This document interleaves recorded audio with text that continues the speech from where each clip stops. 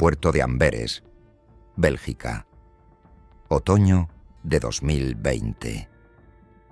Es una tarde gris, como casi todas en esta esquina del norte de Europa. El puerto nunca descansa. Es uno de los más grandes del continente, una ciudad de acero y agua donde cada año entran y salen millones de contenedores. Nadie puede revisarlos todos, y todos lo saben. Sobre todo, ellos. Un barco que zarpó desde Paraguay, con destino oficial a Israel, atraca sin levantar la menor sospecha. En los papeles, la carga es de lo más aburrida. Jabón de coco y adhesivo de yeso. Mercancía legal, sin valor para nadie. Los contenedores cruzan la aduana. Todo en orden. Pero debajo de esa carga inocente se esconde otra cosa. Algo que va a redibujar el mapa del crimen en Europa. 12 toneladas de cocaína. No 12 kilos, no 12 paquetes. 12 toneladas. La mayor cantidad de droga que había entrado de un solo golpe al continente europeo hasta ese momento.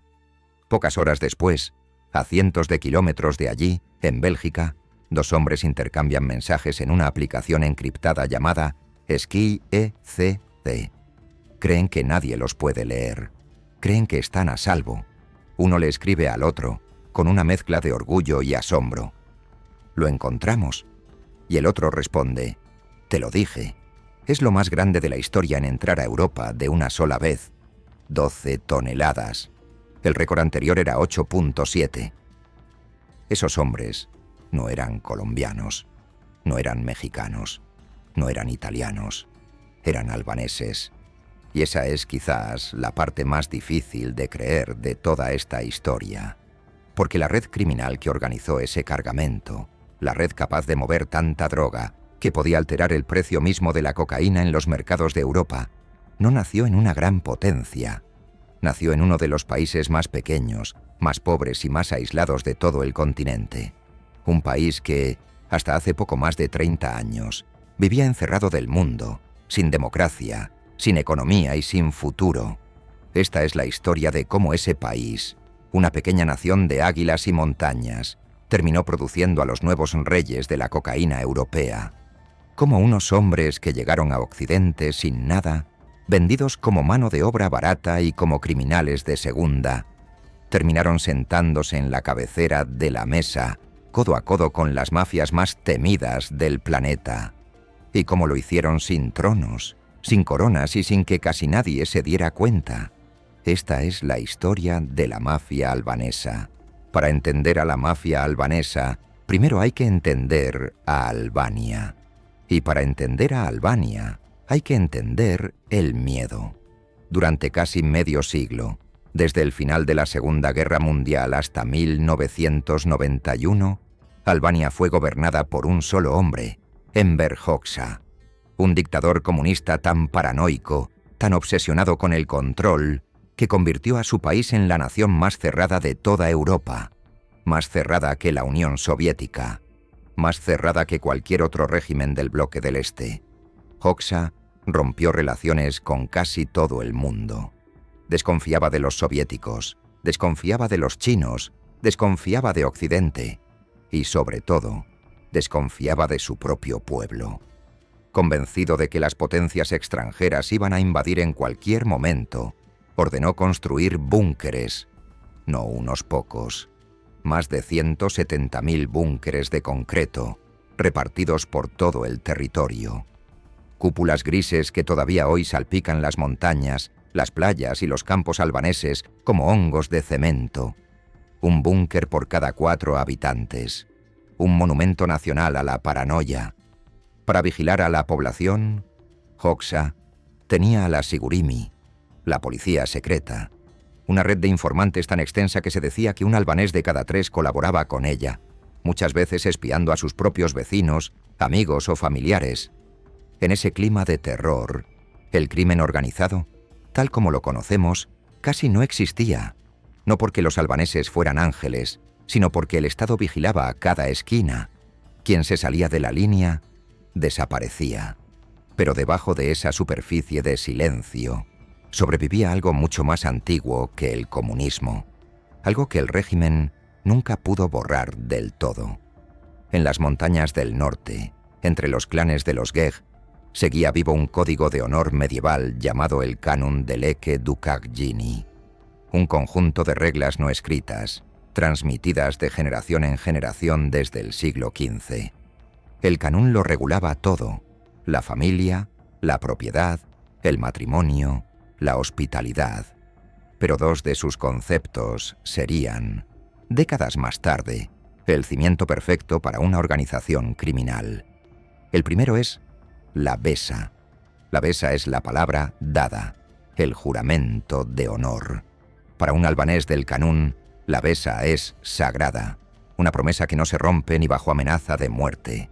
Traicionar la besa no es solo un delito, es una mancha que cae sobre toda tu sangre, sobre toda tu familia, para siempre. El segundo concepto es la yakmarya, la venganza de sangre. Si alguien manchaba el honor de tu familia, el Canon no solo permitía la venganza, la exigía. Una afrenta se pagaba con sangre, y esa sangre podía desatar disputas entre familias que duraban generaciones enteras. Lealtad absoluta y venganza absoluta. Silencio ante el extraño y fidelidad total hacia los tuyos. Cuando el comunismo cayó, esos valores ancestrales todavía latían en el corazón de muchos albaneses. Solo faltaba que se abriera la puerta para que se convirtieran en otra cosa. Porque hay que entenderlo bien. Ningún criminal podría haber diseñado en un laboratorio una arquitectura más perfecta para el crimen organizado. Una cultura que pone la palabra dada por encima de la vida misma garantiza el silencio absoluto frente a la policía. Una cultura que exige vengar cualquier traición en la sangre del traidor y de toda su familia convierte a la delación en algo, sencillamente, impensable. Y una cultura levantada sobre el clan, sobre la familia extendida, ofrece una red de confianza que ningún infiltrado puede penetrar desde afuera.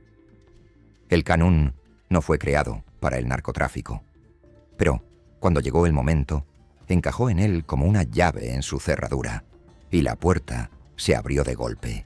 En 1990, el régimen comenzó a derrumbarse. Los estudiantes salieron a las calles, las estatuas de los líderes cayeron. En 1991 se celebraron las primeras elecciones con varios partidos. El muro de hierro que había encerrado a Albania durante medio siglo se vino abajo. Pero la libertad llegó acompañada de algo que nadie esperaba: el caos. Cuando se abrieron las fronteras, los albaneses descubrieron lo pobres que eran. El ingreso por persona apenas alcanzaba unos pocos dólares al mes. El desempleo era brutal. El Estado, que lo había controlado todo, simplemente colapsó. No había instituciones fuertes, no había policía confiable, no había economía real. Había un vacío. Y en los vacíos siempre crece algo. Lo que terminó de hundir al país fue una de las estafas financieras más grandes de la historia moderna.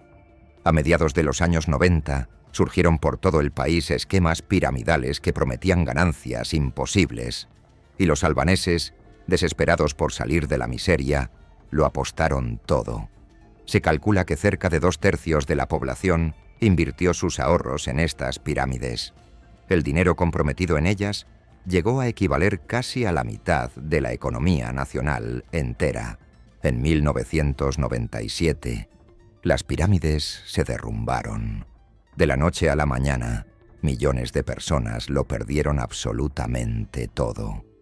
La rabia se transformó en furia, y la furia en una rebelión que casi se convierte en una guerra civil. Las protestas dejaron alrededor de 2000 muertos, pero lo más peligroso fue otra cosa. Los ciudadanos asaltaron los depósitos del ejército. Cientos de miles de armas de guerra, fusiles, granadas, pistolas, salieron de los cuarteles y quedaron en manos de la gente común. Y de no tan común. En cuestión de semanas, Albania pasó de ser una dictadura cerrada y vigilada a ser un país inundado de armas, sin Estado, sin ley y con una población dispuesta a hacer lo que fuera para sobrevivir. Los viejos códigos de lealtad y venganza se mezclaron con los rifles saqueados y con un hambre de décadas. De ese cóctel nacieron las primeras grandes bandas. En el sur, el pueblo de Lazarat se convirtió en una fortaleza del cultivo de marihuana, protegida por clanes armados que durante años desafiaron a la policía. En la ciudad de Lushnye, un exmiembro de las fuerzas especiales conocido como Aldo Bare construyó una banda sanguinaria que sembró el terror con asesinatos y ajustes de cuentas. Eran violentos, eran despiadados, pero todavía eran locales, pequeños peces en un país roto. Lo que vino después los convertiría en tiburones que cruzarían océanos. Cuando un país se rompe, la gente huye. Y los albaneses huyeron por millones. Apenas cayeron las fronteras, comenzó el éxodo. Albania está separada de Italia por apenas unos 80 kilómetros de mar Adriático. Así que, ya desde 1991, miles de albaneses se lanzaron al agua en barcos sobrecargados, balsas improvisadas y cualquier cosa que flotara, rumbo a las costas italianas. Las imágenes de aquellos barcos repletos de gente desesperada dieron la vuelta al mundo. La inmensa mayoría de esos migrantes eran personas honestas, trabajadores, familias, jóvenes que solo querían una vida mejor. Médicos, abogados, ingenieros, obreros. Pero entre esa multitud, como en cualquier gran migración, viajaba también una minoría con otros planes, y esa minoría traía consigo el kenun, la besa, las armas y el hambre. Al principio, los albaneses entraron en el escalón más bajo del crimen europeo. En Italia, controlaron rápidamente la prostitución, el contrabando y el tráfico de personas. Hacían el trabajo sucio que las viejas mafias italianas ya no querían hacer. Y aquí ocurrió algo decisivo. En lugar de chocar de frente con las organizaciones italianas, los albaneses aprendieron a trabajar con ellas. En la región de Apulia, al sur de Italia, se aliaron con la Sacra Corona Unita, la mafia local, repartiéndose el negocio. En otras regiones, hicieron negocios con la Camorra de Nápoles y con la temida 'Ndrangheta de Calabria. Los italianos descubrieron algo que les resultaba familiar. Estos recién llegados también funcionaban por lazos de sangre, también respetaban un código de silencio, también pagaban las traiciones con la muerte. Eran, en muchos sentidos, un espejo de ellos mismos. El escritor Roberto Saviano, que conoce a las mafias italianas mejor que nadie, lo resumiría años después con una frase escalofriante. Para las mafias italianas y la albanesa, dijo, no se trataban como extranjeros, sino como una sola y misma cosa. Mientras tanto, otra ruta del crimen albanés crecía en silencio, la heroína. Durante décadas, la droga que venía de Afganistán viajaba por la llamada ruta de los Balcanes, atravesando Turquía y la península balcánica hasta llegar a Europa occidental, y Albania estaba justo en el medio de ese camino. Los albaneses se volvieron expertos en mover heroína. Con el tiempo, se calcularía que los albaneses llegaron a controlar una porción gigantesca del tráfico de heroína del continente. Según algunas estimaciones, hasta 4 de cada 10 dosis de heroína consumidas en Europa habían pasado, en algún punto de su recorrido, por manos albanesas. A esto se sumó otro negocio gigantesco, la marihuana. Los campos del sur de Albania producían cannabis a escala industrial, valorado en miles de millones de euros al año en el mercado europeo. El símbolo de ese imperio verde era Lazarat, un pueblo del sur convertido en una verdadera fortaleza del narcotráfico, defendida por clanes armados hasta los dientes que durante más de una década humillaron a la policía y resistieron cualquier intento de entrar por la fuerza. De aquellos años de furia surgieron figuras temibles como Gesim Chela, apodado El Barón, un exmiembro de las fuerzas especiales convertido en uno de los traficantes de cocaína y heroína más buscados de Europa, que mezclaba y distribuía droga desde su propia villa y que llegó a escapar de las autoridades cuando éstas rodearon su casa. Pero el verdadero salto, el que cambió la geografía del poder, llegó cuando los albaneses pusieron sus ojos en el norte, en el Reino Unido. Durante los años 90, Pocos albaneses habían llegado a Gran Bretaña. La mayoría se había quedado en Grecia o Italia, por cercanía. Pero hacia finales de la década, Londres empezó a atraerlos, y un pequeño grupo entre ellos vio una oportunidad de oro. Ya en 2001, un informe filtrado del gobierno británico advertía algo alarmante. Una mafia albanesa había tomado el control del comercio sexual del Soho, el corazón de la vida nocturna de Londres, desplazando a las viejas bandas que lo dominaban. Era una señal de lo que venía. Los albaneses no llegaban para servir a las mafias existentes. Llegaban para quitarles el lugar, y para hacerlo tenían un arma que nadie más tenía. No eran las pistolas, no era la violencia, aunque la usaban sin dudar. Su arma secreta era una idea tan simple y tan audaz que iba a poner de cabeza todo el negocio mundial de la cocaína. Para entender la genialidad criminal de los albaneses, hay que entender cómo funcionaba el negocio de la cocaína antes de ellos.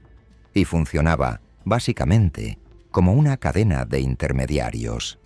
La cocaína se produce casi en su totalidad en 3 países sudamericanos: Colombia, Perú y Bolivia. Desde allí, durante décadas, los grandes importadores europeos, sobre todo la 'ndrangheta italiana, traían la droga al continente. Pero esos importadores no la vendían directamente en la calle. Se la vendían a mayoristas. Y en Europa, los grandes mayoristas eran, tradicionalmente, los holandeses, que operaban desde los puertos de los Países Bajos. Los mayoristas, a su vez, se la vendían a las bandas locales, que la cortaban y la distribuían en las ciudades. Cada eslabón de esa cadena sumaba un precio. Cada intermediario se llevaba su tajada. Para cuando la cocaína llegaba a manos de una banda callejera en Londres, había pasado por tantas manos que su precio se había multiplicado muchas veces. Así había sido siempre. Nadie cuestionaba ese orden. Era simplemente la manera en que se hacían las cosas. Hasta que llegaron los albaneses y se hicieron una pregunta peligrosamente sencilla. ¿Y si nos saltamos a los intermediarios?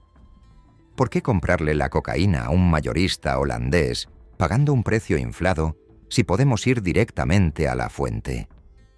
¿Por qué no viajar nosotros mismos a Sudamérica, sentarnos con los carteles colombianos y negociar cara a cara, al precio de origen? Era una jugada arriesgada. Requería viajar al otro lado del mundo, ganarse la confianza de los productores más peligrosos del planeta y armar toda una red de transporte transoceánica. Pero los albaneses tenían justo las herramientas para lograrlo. Lazos de sangre que garantizaban lealtad. Una disposición total a la violencia que imponía respeto y una mentalidad de negocios fría y pragmática. Y los números explican por qué funcionó tan bien. Mientras sus rivales europeos creían estar haciendo un buen negocio comprando cocaína a los mayoristas holandeses por unos $22.500 el kilo, los albaneses, comprando directamente a los carteles colombianos, conseguían ese mismo kilo por apenas $4.000 a $5.500. Léanlo de nuevo. La diferencia no era de un 10%, no era del doble. Sus rivales pagaban 4 o 5 veces más por exactamente la misma droga. Con esa ventaja brutal, los albaneses hicieron 2 cosas a la vez. Primero, bajaron el precio en la calle, inundando el mercado y reventando a la competencia que no podía competir con sus tarifas. Y segundo, subieron la pureza, ofreciendo una cocaína mucho menos adulterada, más barata y mejor. Para cualquier consumidor, era una combinación irresistible. Para cualquier rival, era una sentencia de muerte comercial. El momento no pudo ser más perfecto. En 2016, Colombia firmó un histórico acuerdo de paz con la guerrilla de las FARC. Pero ese acuerdo tuvo un efecto inesperado en el campo. Al desmovilizarse la guerrilla, enormes zonas quedaron disponibles para el cultivo, y la producción de coca se disparó a niveles récord. De repente, Había más cocaína que nunca buscando una ruta hacia Europa, y los precios en origen, allá en Sudamérica, eran más bajos que nunca.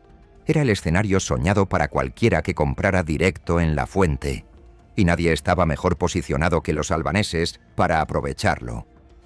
Mientras las viejas mafias seguían atadas a sus cadenas de intermediarios, ellos ya tenían a sus hombres sentados en Sudamérica, listos para comprar barato y distribuir en todo el continente. El resultado fue una transformación total. Tomemos solo el ejemplo del Reino Unido, donde el mercado de la cocaína llegó a valer alrededor de 5.000 millones de libras. Los albaneses pasaron a dominar ese mercado casi por completo. Gracias a ellos, la cocaína en Gran Bretaña se volvió más barata y más pura de lo que había sido en décadas. El consumo explotó.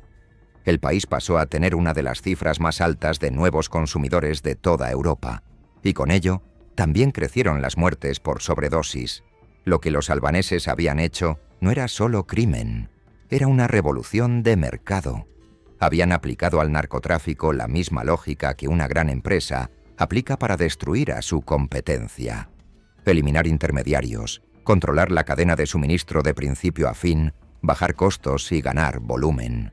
Habían convertido la cocaína en un commodity global, gestionado con la frialdad de una multinacional. Pero para sostener ese modelo, necesitaban algo más que una buena idea. Necesitaban una tubería, una autopista invisible que llevara la cocaína desde las selvas de Sudamérica hasta los puertos de Europa. Y para construirla, miles de albaneses cruzaron el Atlántico y se instalaron en el corazón mismo del mundo del narco. En un país pequeño, costero y cada vez más sangriento, llamado Ecuador. Si uno quisiera diseñar el lugar perfecto para exportar cocaína al mundo, le costaría inventar algo mejor que Ecuador. Miren el mapa. Ecuador está encajado justo entre Colombia y Perú, los dos mayores productores de coca del planeta, que juntos generan alrededor del 90% de la cocaína mundial. Tiene una larga costa sobre el Pacífico. Tiene puertos enormes con destino a todo el mundo. Y durante mucho tiempo tuvo fronteras porosas, controles débiles y una entrada sorprendentemente fácil. Durante años, los albaneses ni siquiera necesitaban visa para llegar. Los criminales albaneses empezaron a instalarse en Ecuador desde los años 90 y con el tiempo convirtieron al país en una de sus bases más importantes. El epicentro era Guayaquil, la ciudad más rica y más caótica del país, hogar de la mayoría de sus terminales portuarias, la puerta de salida de Ecuador hacia el mundo, pero también una de las ciudades más violentas del planeta, con una tasa de homicidios que se multiplicó por 7 en apenas 5 años, mientras los carteles, las bandas locales y las mafias extranjeras se mataban por controlarla. En medio de esa guerra, los albaneses no llegaron a pelear por las calles, llegaron a hacer negocios. Su papel no era controlar territorio, sino algo mucho más sofisticado. Ser los intermediarios, los corredores, los brokers. Negociaban directamente con los proveedores colombianos, contrataban a las bandas ecuatorianas para almacenar y transportar la droga, y luego organizaban su salida hacia Europa. ¿Y cómo sacaban toneladas de cocaína de un puerto vigilado sin que nadie la viera? Con una creatividad criminal asombrosa. Montaban empresas fantasma, casi siempre exportadoras de fruta, para esconder la droga dentro de cargamentos legales. Cajas de banano, de camarón, de té. Clonaban los sellos de aduana para disimular contenedores que ya habían sido abiertos. Usaban el método del gancho ciego, que consiste en contaminar con droga el contenedor de una empresa legítima e inocente que ni siquiera sabe que su carga lleva un pasajero clandestino. Escondían los paquetes en las cavidades de los barcos o los amarraban directamente al casco bajo la línea de flotación para recuperarlos después en alta mar.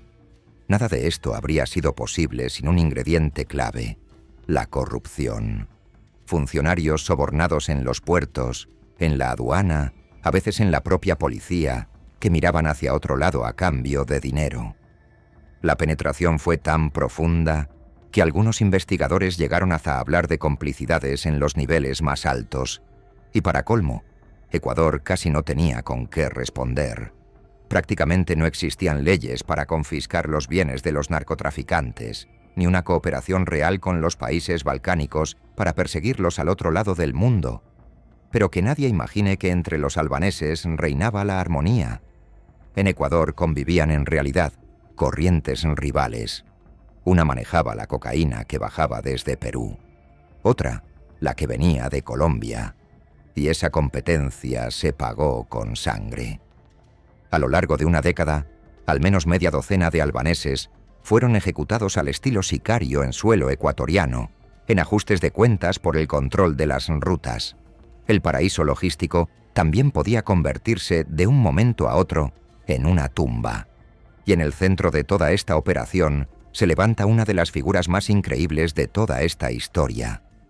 Un hombre llamado Dritan Rexepi, apodado, con razón, el zar de la cocaína.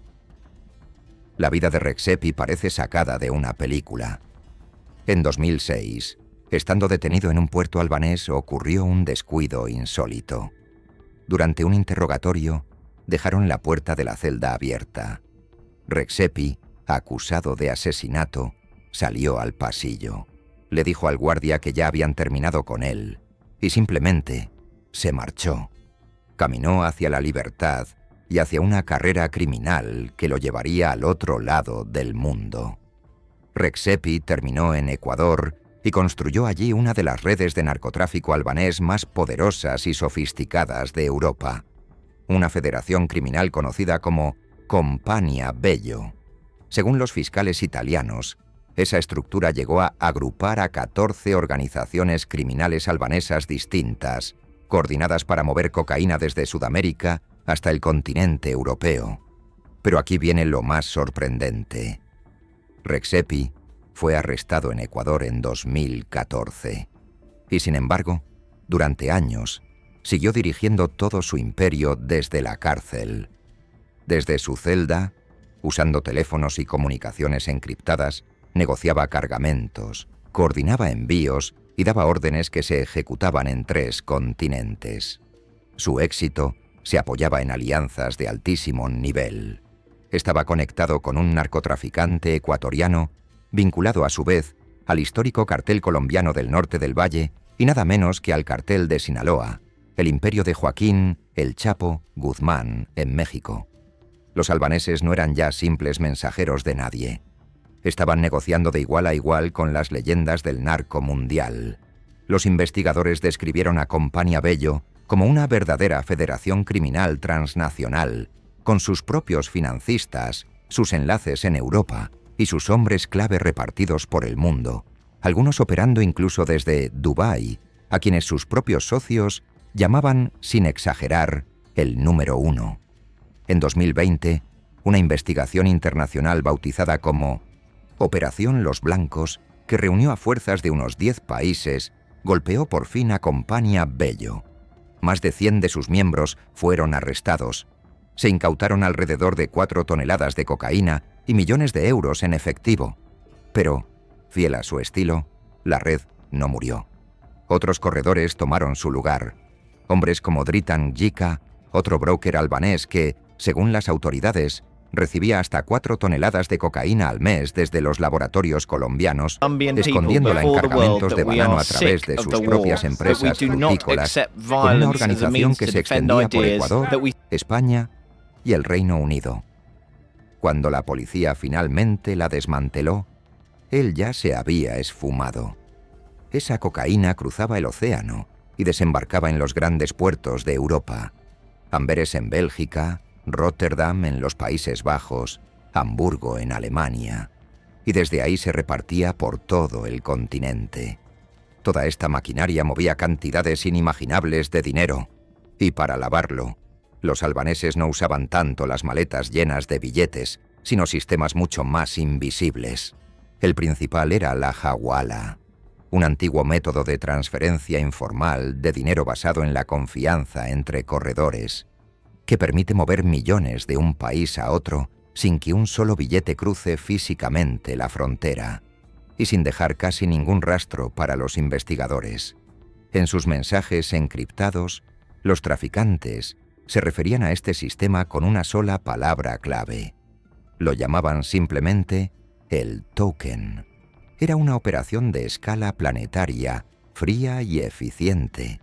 Pero detrás de toda esa eficiencia empresarial, seguía latiendo algo mucho más oscuro y mucho más antiguo. El verdadero motor de la mafia albanesa no eran los puertos, ni los sobornos, ni la jaguala. Era un código escrito con sangre. Hay una pregunta que persigue a los investigadores de toda Europa cuando hablan de los albaneses. Una pregunta que las viejas mafias jamás les habían planteado con tanta fuerza. ¿Por qué son tan difíciles de atrapar? La respuesta está en su estructura, o, mejor dicho, en su falta de estructura. Cuando los policías estadounidenses lograron infiltrar por primera vez a una banda albanesa en una larga investigación, se llevaron una gran sorpresa. Esperaban encontrar una organización piramidal, como la mafia italoamericana, un jefe en la cima, capos debajo, soldados en la base. En lugar de eso, encontraron algo casi imposible de mapear. No había una cabeza única, no había una jerarquía clara. Había, en cambio, una red, decenas, cientos de pequeñas células unidas no por un organigrama, sino por algo mucho más fuerte, la sangre. Porque la mafia albanesa, en realidad, no es una sola mafia. Es un conjunto de familias independientes, unidas por lazos de parentesco. Y como dicen los expertos, ese vínculo de sangre es casi imposible de romper. Los miembros se reclutan entre primos, hermanos, vecinos del mismo pueblo, compañeros de prisión. La confianza no se gana con el tiempo, viene de nacimiento. Aquí es donde reviven, en pleno siglo XXI, los viejos códigos del Canún. La besa, el juramento de silencio, se convierte en la ley suprema. Si un miembro es arrestado, debe callar, debe aguantar. Y si rompe ese pacto, si se atreve a colaborar con la policía, el castigo no recae solo sobre él, recae sobre su familia. Los fiscales han documentado cómo estas organizaciones amenazaban con vengarse de los parientes del traidor, estuvieran donde estuvieran, en Italia, en los Países Bajos o en la propia Albania. Esa amenaza, sencilla y brutal, es más eficaz que cualquier muro de prisión para garantizar el silencio. A esa lealtad de hierro, los albaneses sumaron una versatilidad asombrosa. Son, como los definió la policía europea, policriminales. Mueven cocaína, heroína, marihuana, armas y personas con la misma frialdad. Y son extraordinariamente cosmopolitas. Se calcula que el traficante albanés promedio habla 4 o 5 idiomas, una ventaja enorme en una cadena de suministro global donde hay que negociar con colombianos, holandeses, italianos y árabes. Muchos de los grandes jefes ni siquiera necesitan pisar Sudamérica ni Europa. Dirigen sus operaciones desde la distancia, desde lugares como Dubái, como gerentes de una multinacional repartida por el mundo. Y ahí está, quizás, la diferencia más importante con las viejas mafias. Las organizaciones italianas son territoriales, controlan un barrio, una región, y hunden sus raíces en la política y la sociedad de un lugar concreto. Esa es su fuerza, pero también su debilidad, porque están atadas a un terreno. Los albaneses, en cambio, no controlan territorio, controlan funciones dentro de una red. Son una pieza aquí, un contacto allá, un servicio que se contrata y se descarta. Por eso son tan difíciles de atrapar y tan fáciles de regenerar. No hay un castillo que asaltar, no hay un trono que derribar. Solo hay hilos invisibles que, apenas se cortan, vuelven a tejerse en otra parte del mundo. Esa es la cara invisible y poderosa de la mafia albanesa. Los financistas, los corredores, los hombres de negocios con conexiones que abarcan continentes. Pero hay también otra cara, una cara mucho más ruidosa, mucho más joven y mucho más visible. Y para conocerla, hay que volver a las calles de Londres, en el este de la ciudad, en un conjunto de viviendas sociales del barrio de Barking, nació una de las bandas albanesas más infames del Reino Unido, los Hellbanians. Curiosamente, empezaron como un grupo de música a principios de los años 2000 y luego se transformaron en una banda criminal. Su lema lo decía todo: somos los señores de las calles. Los Hellbanians ocupaban el escalón más bajo de la jerarquía albanesa. Eran los vendedores callejeros, los soldados, los que ponían la cocaína en manos del consumidor final y defendían el territorio con violencia. Pero lo que los hizo famosos fue otra cosa: su descaro total en las redes sociales. Mientras las mafias tradicionales vivían obsesionadas con el bajo perfil, los Hellbanians hacían exactamente lo contrario. Inundaban Internet con imágenes de su vida de lujo, autos deportivos, fajos de billetes, relojes Rolex incrustados de diamantes, armas. Llegaron a grabar un video musical en el que conducían vehículos militares con ametralladoras pesadas por las calles de su propio barrio. Para ellos, exhibir el dinero y el poder no era una imprudencia, era una estrategia. Los expertos lo llaman relaciones públicas criminales. Usaban la música y las redes para glorificar el crimen y, sobre todo, para reclutar. Miles de jóvenes albaneses, especialmente del norte pobre de Albania, los veían en sus pantallas, veían los autos y las mujeres y el dinero y pensaban: yo también podría tener eso. Pero detrás del brillo de las redes había sangre de verdad. Ya en 2011, los Hellbanians protagonizaron una batalla campal a cuchilladas en plena plaza de Trafalgar, en el corazón turístico de Londres, contra una banda albanesa rival. En aquella pelea participaron jóvenes de apenas 13 años. La droga que vendían terminaba, en forma de crack, en manos de niños de hasta 12 años.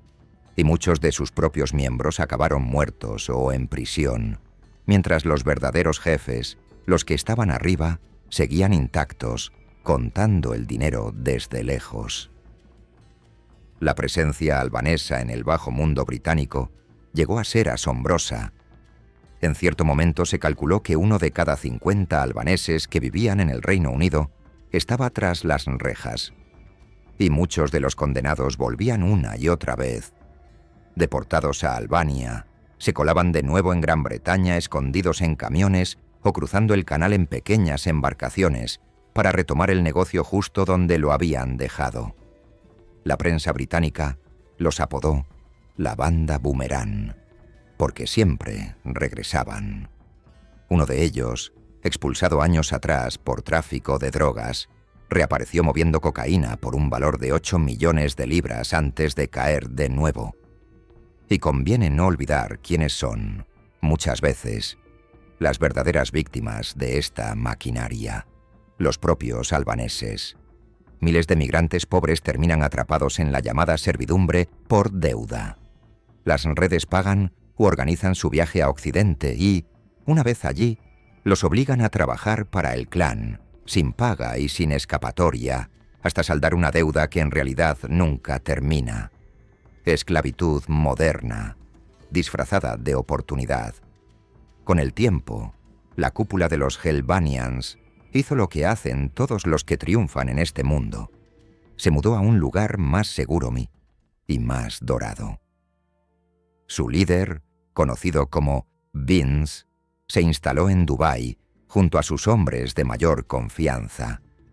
Allí, los mismos que habían empezado vendiendo droga en un barrio pobre de Londres, posaban ahora en redes sociales junto a autos Rolls-Royce, cenando con vista al rascacielos más alto del mundo, acompañando sus fotos con etiquetas como estilo de vida de árabe.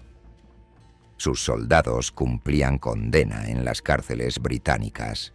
Ellos brindaban frente al Burj Khalifa. Esa imagen, la del jefe en Dubái y el soldado en la celda, resume la naturaleza de esta organización. Una bestia de muchas cabezas, donde cortar una no mata al cuerpo. Una red de sangre, dinero y silencio que, para el año 2026, se había convertido en algo que ni siquiera las mafias italianas podían ignorar. Porque los albaneses ya no eran los aprendices, se habían convertido en socios y en algunos lugares, en los nuevos amos. Durante décadas, cuando los investigadores europeos pensaban en la cocaína, pensaban en una sola organización por encima de todas, la 'Ndrangheta, la mafia de Calabria, considerada la dueña indiscutida del comercio mayorista de cocaína en Europa. La 'Ndrangheta era tan poderosa que era la única capaz de conseguir droga a crédito directamente de los productores sudamericanos. Era el rey, pero los reyes envejecen, y los albaneses, que habían empezado como simples representantes y aprendices de la 'Ndrangheta en Sudamérica, fueron escalando posición tras posición. Lo que comenzó como una relación de maestro y alumno se transformó, con los años, en una sociedad entre iguales. Hoy, como señalan los especialistas, es casi imposible encontrar una gran operación de cocaína de la 'Ndrangheta que no tenga detrás a un socio albanés o balcánico. Y esa transformación se puede medir. En un informe presentado a comienzos de 2026, una comisión antimafia italiana describió cómo, en la región de Liguria, en el noroeste de Italia, la mafia albanesa había dejado de ser un actor secundario para convertirse en un socio con un papel propio y consistente, controlando partes enteras de la logística de la droga y el uso estratégico de los puertos locales. El informe usaba una expresión que, hace 20 años, habría sido impensable. Hablaba de una colaboración de igual a igual con la todopoderosa 'Ndrangheta. Esa alianza es apenas una pieza de una telaraña mucho más grande.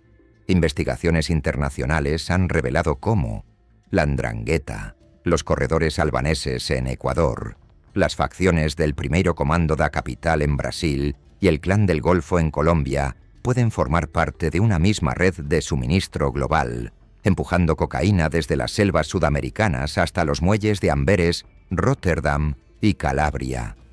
El tráfico de cocaína se ha convertido en una especie de Champions League del crimen organizado, el torneo más rico y más codiciado del planeta, donde todos los grandes quieren un asiento en la mesa. Y los albaneses ya no solo tienen asiento, cada vez más son ellos quienes reparten las cartas.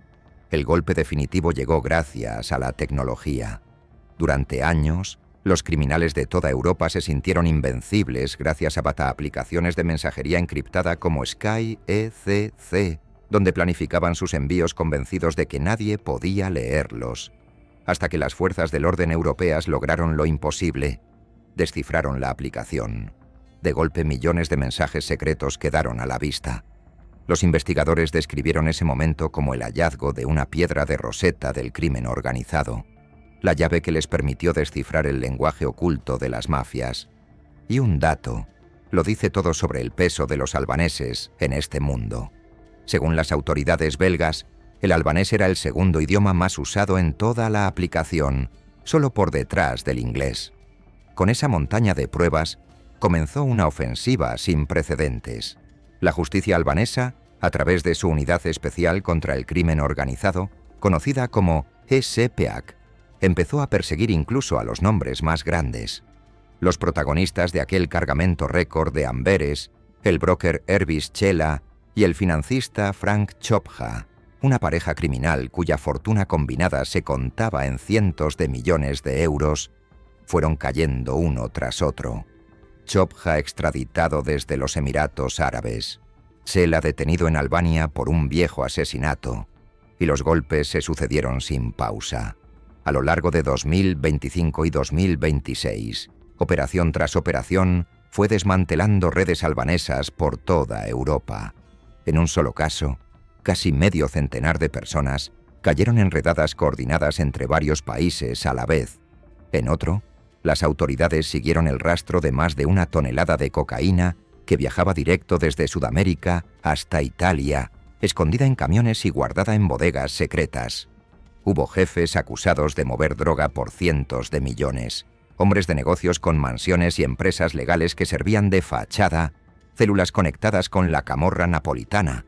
Cada pocos meses, un nuevo titular, una nueva caída, un nuevo golpe que parecía, por fin, el definitivo. Pero aquí está la trampa. Aquí está la pregunta incómoda que ningún policía europeo ha logrado responder del todo. Porque, ¿cómo se mata a una organización que no tiene cabeza? Esa es la maldición y la genialidad de la mafia albanesa. A diferencia de las viejas mafias jerárquicas, donde derribar al jefe podía descabezar a toda la organización, la red albanesa está hecha de células independientes. Cuando los policías arrestan a un broker, otro ocupa su lugar al día siguiente. Cuando desmantelan una familia, otras 3 siguen operando intactas. Es una estructura flexible, descentralizada, difícil de infiltrar y rapidísima para regenerarse. Cortas una cabeza y crecen 2. Y mientras tanto, el dinero sigue fluyendo. Hoy, los grandes jefes ya casi no se esconden en cuevas ni en montañas. Algunos se reúnen en hubs internacionales como Dubái, donde, según se ha documentado, conviven en relativa paz grupos de los Balcanes, holandeses, italianos e irlandeses, en lo que se ha llamado el supercartel de Dubái, un club global del narcotráfico. Y según los expertos, fuera de esos raros acuerdos, lo que reina es el capitalismo más puro. Cada grupo intentando vencer al otro, en un mercado sin reglas donde el único valor es la ganancia. No nos engañemos sobre el costo de todo esto. Detrás de los Rolls-Royce y de las cifras de miles de millones, hay un reguero de víctimas. Está la gente común de Albania, atrapada en la servidumbre por deuda, esclavos modernos obligados a trabajar para pagar el viaje que los llevó a Occidente. Están los jóvenes seducidos por los videos de lujo, que terminan muertos en una calle o pudriéndose en una celda. Están los niños, de 12 y 13 años, alcanzados por la droga barata que esta maquinaria derrama sobre las ciudades. Y están las miles de personas que mueren cada año por una cocaína que hoy es más barata y más pura precisamente gracias a la eficiencia de estos hombres. Mientras tanto, en la propia Albania, parte de ese dinero regresa transformado en lujo, al punto de que hay quien describe a la capital, Tirana, como una pequeña Dubái levantada, en parte, sobre las ganancias de la droga. La historia de la mafia albanesa es, en el fondo, la historia de una transformación increíble. La de un pueblo que pasó del aislamiento total al control de uno de los negocios más lucrativos del planeta en apenas una generación. Empezaron encerrados detrás de cientos de miles de búnkeres de concreto en el país más pobre y más cerrado de Europa. Llegaron a Occidente sin nada, vistos como migrantes desesperados y como criminales de poca monta. Y sin embargo, armados solo con un código de honor medieval, una lealtad de sangre imposible de quebrar y una frialdad de negocios despiadada, terminaron derribando el viejo orden del narcotráfico europeo y sentándose en su trono. Los nuevos reyes de la cocaína europea no se parecen a los capos de las películas. No buscan estatuas, ni titulares, ni territorios marcados con su nombre. No hay un padrino sentado en un trono dorado dando órdenes a un ejército.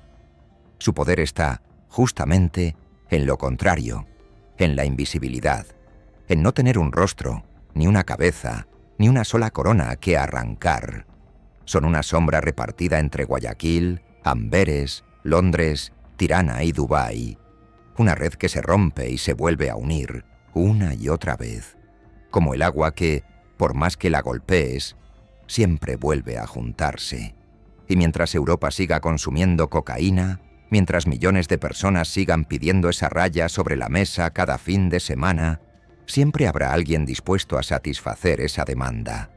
La oferta siempre se adapta, y nadie, en las últimas 2 décadas, ha demostrado adaptarse mejor que ellos.